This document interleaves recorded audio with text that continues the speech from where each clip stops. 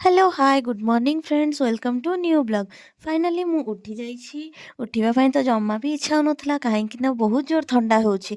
तो चलंतु देखिबा आज दिनटा केमती जाउछि। मु मॉर्निंग रू बेसल सीड्स रेडी करिथिली। मते बेसल सीड्स बहुत भल लागे। आपण माननकु भल लागे कि नहीं निश्चय कहिबे। मु फ्रेश होई बेसल सीड्स पिउछि।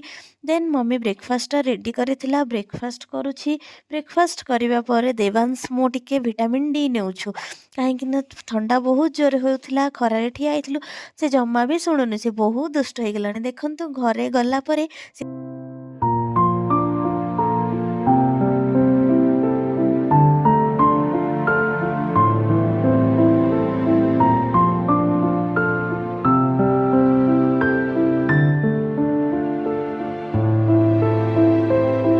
देवांश को मु ऊपर छाड़ी आसी जाइथिले स्टिचिंग करबा पई।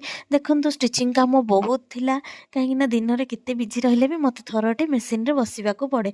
मशीन रे बसिला परे एमती टिके बसिथिली रेस्ट करूथिली। बाबू स्कूल रू आसी जाइथिला।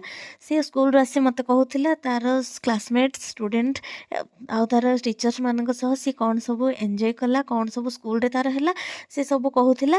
देन से मु टिके मजा मस्ती करी कथा हेलु। ता भितर आसीथिले मो पिउसी। देखंतु मो सुंदरी पिउसी आपण माननकु हाय कहउछंती। पिउसी मु कथा हेलु। देन आमे आनिथिलु पफ एंड लड्डू। देखंतु लड्डू भी बढ़िया देखा जाउची। पफटा भी बहुत ही टेस्टी थिला। मम्मी आ पिउसी स्टार्ट कले लड्डू मु मोर पफ खाइथिली। पफटा एमती भी बहुत स्पाइसी थिला। पफ खाइबा परे आमे मिसिकी समस्ते कथावार्ता हेइकी बसिलु।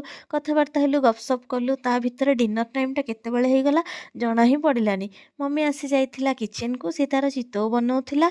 मम्मी जदि किचन रे थिबो मु न आसीबाटा हबनी। मते तो मेंडेटरी मम्मी किचन रे थिले आसीबाकू। देन मु टिके मम्मी सह टिके लागिली। आसिकी ता सह टिके गपसप कली। ताको टिके मजा मस्ती कलु। मम्मी रो मोर कथावार्ता हेलु।